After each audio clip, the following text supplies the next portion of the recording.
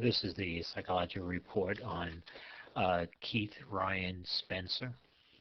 Date of birth 3/11/1985, makes him 37 years old. Case number is 22NF0267. Date of report is today, which is the 11th, July 11th, 2022. Date of next court hearing, I'll just leave that blank. Please address this to June, June, middle name capital WOO, last name Chung, CHUNG, Deputy Public Defender, Orange County Public Defender's Office. The lower office of the Orange County Public Defender. 801 Civic Center Drive West, Suite 400, Santa Ana, California 92701. Dear Mr. Chung, pursuant to your request, I conducted a comprehensive psychological evaluation on Keith Ryan Spencer on the above noted date. As per your included in the evaluation is an evaluation of his assessment of his risk for psychosocial history, 1, 2, mental status examination, 3, clinical forensic interview, 4, psychological testing, 5, collateral interviews. And next number, record review. Would you add the usual disclaimer paragraph? That's the one where I tell them that the limits of the confidentiality. Next section, record review. I'll do that on a different dictation. And after the record review, the following psychosocial information was provided by the defendant. Recent living circumstances. Mr. Spencer was arrested on August 13th, 2021, on charges of indecent exposure and possession of child pornography. He was taken to the La Habra Police Department jail, where he was released with a citation after 12 hours for. At that point, he was released on misdemeanor indecent exposure charges and child pornography. Rearrested on September 9, 2021, as the police apparently found videos on his phone of sexual acts with young girls. At that point, the police apparently appeared to believe that he was in the sex acts, as they had interviewed his sister and expressed that opinion to her. They arrived at his house on the date of his second arrest with a search warrant. Took him. He was taken to the police station and then sent to county jail. At that point, his charges were elevated in that the child possession charges were now misdemeanor. His possession of child pornography was elevated from a misdemeanor to a felony. The indecent exposure charges continue as misdemeanors. At the time of next paragraph, at the time he was arrested, the defendant was living in La Mirada by himself. He had been there for about 3 years. He was on several blood pressure medications and also Cymbalta for depression, which was prescribed by his primary care physician. He was employed full-time home products development specialist for Image Solutions, which provides uniforms to various corporations. The next paragraph. Currently, Mr. Spencer is employed for a car auction company owned by Cox Enterprises. He works as a dealer services specialist, helping car dealers to offload their inventory. He's been there for about 7 months and works on a full-time basis. He continues to live in La Habra. He's currently on a number of psychiatric medications, besides and as well as his blood pressure medications. Besides being on Cymbalta, he is currently on lithium, 300 milligrams a day, Resveratrol, a half a milligram, gabapentin, 1,800 milligrams a day, and Ativan for breakthrough anxiety. The gabapentin in parentheses for anxiety, risperidol, and lithium for mood stabilization, risperidol for mood stabilization. Next section, psychiatric history. Mr. Spencer never been in a psychiatric hospital. He first consulted with a psychologist in his early 20s for treatment of anxiety and depression. He only went for 3 or 4 sessions, as he didn't feel it was helpful and didn't like the clinician. In his mid-20s, he began seeing a licensed clinical social worker and did so on a regular basis for about 4 to 5 years. He said he went because of feelings of anxiety, depression, sexual addiction issues, obsessional thoughts, and family issues.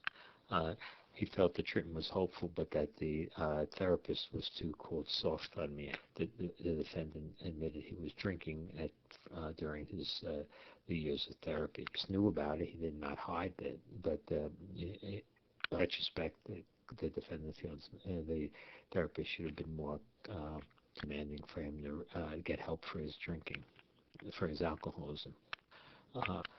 Next paragraph, the defendant was first placed on Paxil for medication during his adolescent years when he began having panic feelings. However, he hadn't seen a psychiatrist, and he then had not seen a psychiatrist till he was 28 years old, having been referred by his church due to his heavy drinking.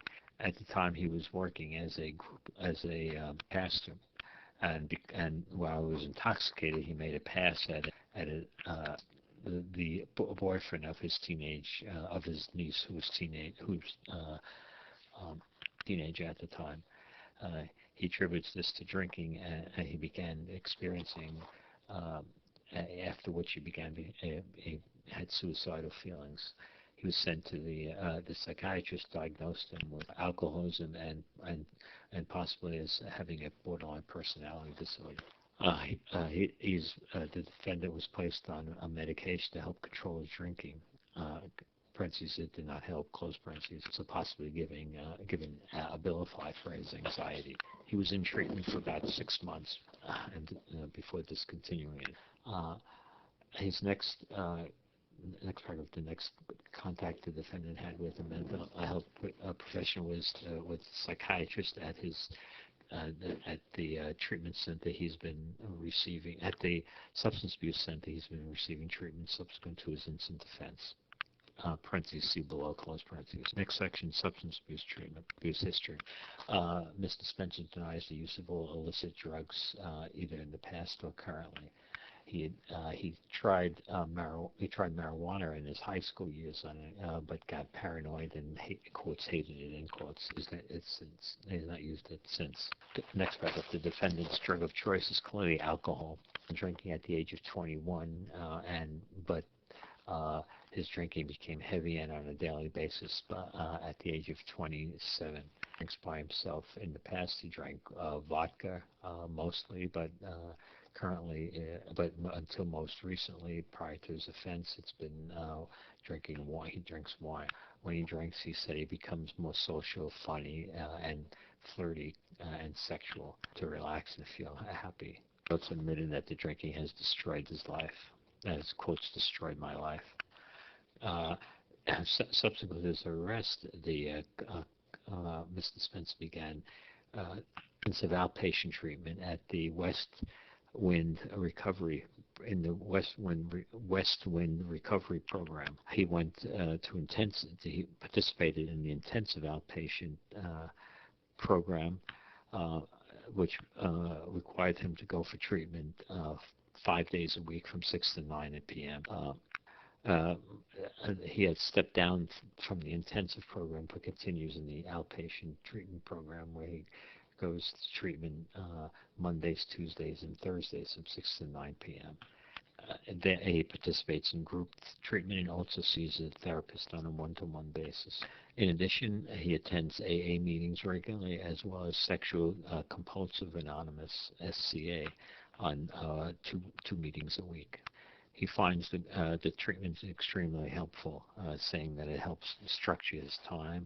It creates quotes. It creates an accountability approach, and accountability period. He also, in his individual therapy, he's also working on his issues of alcohol, sexual misconduct, and addiction, and his and his and any issues that have arisen from his childhood.